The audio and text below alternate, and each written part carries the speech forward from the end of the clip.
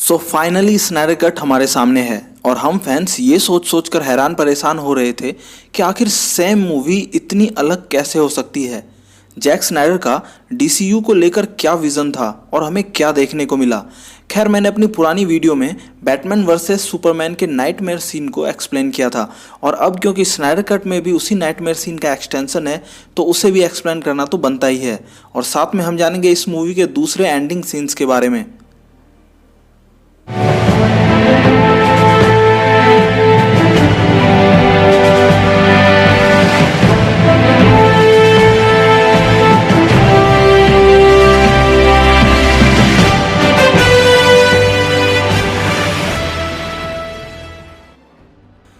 Snyder cut के justice league में basically दो जगह हमें फ्यूचर सीन्स देखने को मिले। एक, जब जस्टिस लीग टीम सुपरमैन के शिप में उसे रिजरेक्ट करने के लिए जाते हैं तब साइबॉर्ग मदर बॉक्स से खुद को कनेक्ट करता है और उसे फ्यूचर की एक झलक दिखती है जहां वंडर वुमन की डेथ हो चुकी है। उसके आइज पर एक कॉइन रखी हुई है और उसे चिता में जलाया जा रहा है। इसके बाद डार्क साइड एक्वामैन के ही ट्राइडेंट से उसे बुरी तरह मारता है और अपने ओमेगा बीम से आसपास खड़े एटलांटियंस की ऐसी तैसी करता है। फिर हम सुपरमैन को देखते हैं उसके क्लासिक ब्लू ड्रेस में, जो कि किसी वाइट डेड बॉडी के सामने गिरकर रो रहा है और पीछे से डार्क साइड आकर उसके कंधे पर हाथ रखता है। आगे हम ग्रीन लैंटर्न्स की भी डेड बॉडी देखते हैं, जो फेमस ग्रीन लैंटर्न किलोवॉक की तरह लग रहा है। आगे सुपरमैन फ्लोट करता हुआ एक बिखरे स्टोन के पास से बैटमैन के काउल को उठाता है और ऐसे घूरता है जैसे वो उसका सबसे बड़ा दुश्मन हो और उस स्टोन पर लिखा था जस्टिस लीग, यानी कि वो बैटमैन का वेन मैनर था जिसे बाद में जस्टिस लीग हेडक्वार्टर बना दिया गया था और जिसे बाद में सुपरमैन ने तबाह कर दिया।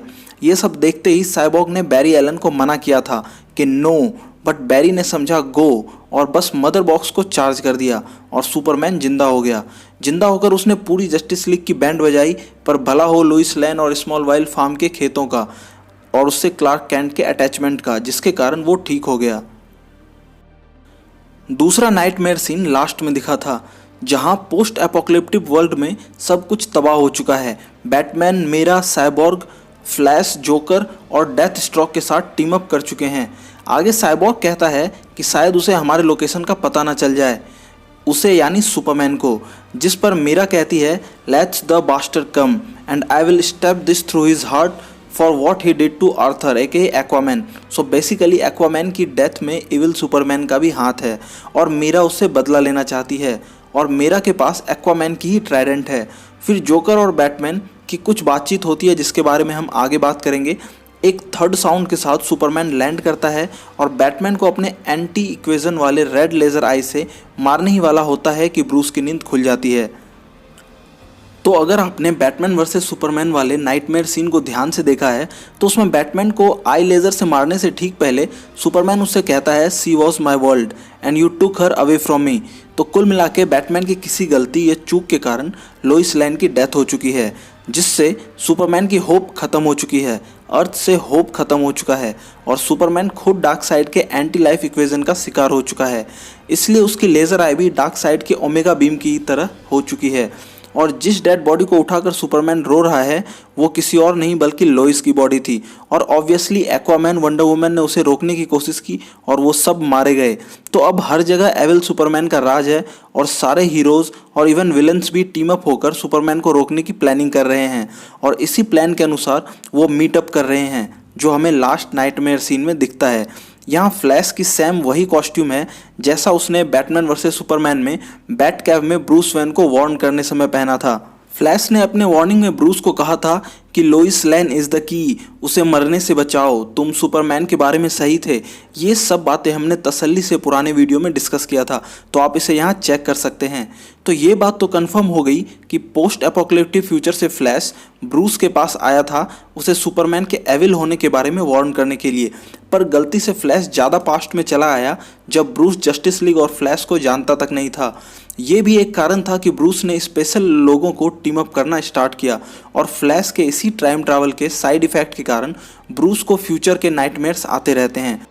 जब मीरा बदला लेने की बात करती है तो वो ब्रूस से कहती है कि उसे क्या पता लव क्या होता है, प्यार क्या होता है, जिस पर जोकर कहता है कि उसे अच्छे से पता है क्योंकि उसने अपने पेरेंट्स को खोया है, अपने एडप्टिव सन को भी खोया है। जोकर ने कहा था कि तुमने बॉय वंडर को क्यों भेजा था उस काम के लिए जो कि एक मैन का काम था। ये रेफरेंस था डेड रॉबिन का या नाइट विंग का, जिसके कॉस्ट्यूम को बैटमैन वर्सेस सुपरमैन में टीज किया गया था, जिस पर लिखा हुआ था जोक्स ऑन यू बैटमैन। यही वो वंडर बॉय था जिसे बैटमैन ने जोकर के पास भेजा था और ये बैटमैन की लाइफ का सबसे बड़ा फेलियर था। जोकर आगे कहता है कि वेंजेंस ने बैटमैन को कमज़ोर कर दिया है और ये भी कहता है कि how many dead eyes you will look into before you die, मतलब तुम्हारे वेंजेंस के कारण कितने और लोग मरेंगे।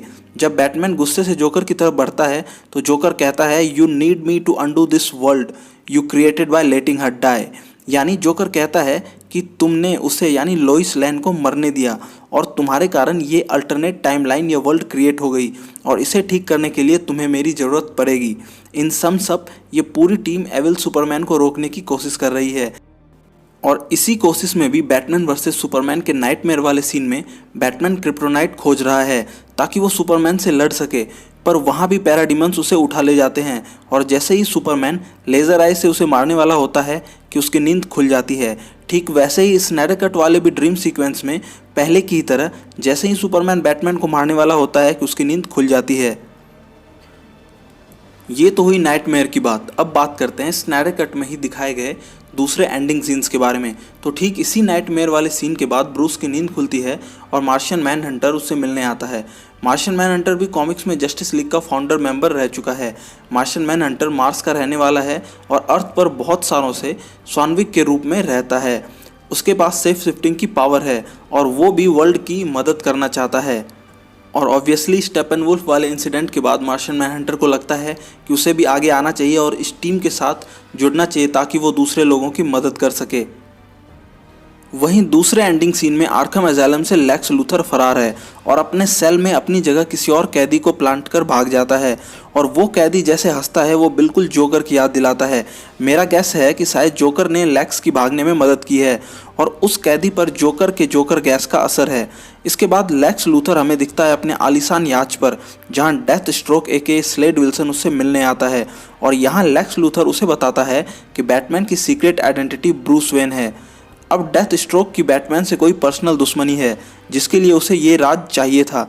इस सीन के दो मीनिंग हैं। पहला ये कि इसके जस्ट बाद बैन एफ्लेक की as a Batman solo movie आने वाली थी जिसमें डेथ स्ट्रोक मेजर विलन होने वाला था। सैडली वो आई नहीं। दूसरा मीनिंग ये था कि लेक्स लूथर जस्टिस लीग की तरह विलन्स की एक टीम इन जस्टिस लीग बनाने की सोच रहा था जिसमें होता डेथ स्ट्रोक, जोकर जिसने उसे आर्खम अजाइलम से भागने में हेल्प की, एक्वामैन का विलन ब्लैक मांटा वगैरह। अब मैं यहाँ बता दूं कि लेक्स लूथर को जरा भी कम ना समझो। बैटमैन वर्सेस सुपरमैन में ब्रूस वैन ने लेक्स के पार्टी में जाकर डेटा चुराया था जिसे पहले वंडर वुमैन ने लिया और डिक्रिप्ट ना कर पाने के बाद उसे वापस ब्रूस को दे दिया। उसके डिक्रिप्ट होने के बाद उसमें एक मेटा ह्यूमंस नाम का फोल्डर मिला जिसमें एक्वामैन, वंडर वुमैन, फ्लैश और साइबॉर्ग से रिलेटेड फुटेज थे जिसे देखकर ही वंडर वुमैन और बैटमैन ने जस्टिस लीग इकट्ठा करने का मन बनाया। मतलब समझ रहे हो, लेक्स लूथर को हर एक की सीक्रेट आइडेंटिटी पता थी। क्लार्क कैंट की भी। उसे ये भी पता था कि उसकी वीकनेस लोइस लेन है। तो इस तरह से मैंने स्नाइडर कट के एंडिंग और नाइटमेयर सीक्वेंस को एक्सप्लेन कर दिया है। आगे मैं बात करने वाला था जैक स्नाइडर का जस्टिस लीग 2 और 3 को लेकर उसके रियल प्लान्स क्या थे उसके बारे में, पर वीडियो बहुत लंबी हो जाएगी तो हम उसे दूसरे वीडियो में कवर करेंगे जस्ट इसके नेक्स्ट वीडियो में। तो वीडियो अच्छी लगी हो तो लाइक करो, चैनल को सब्सक्राइब करो। मेरा नाम है Gulshan and you are watching Comicsopedia. See you again.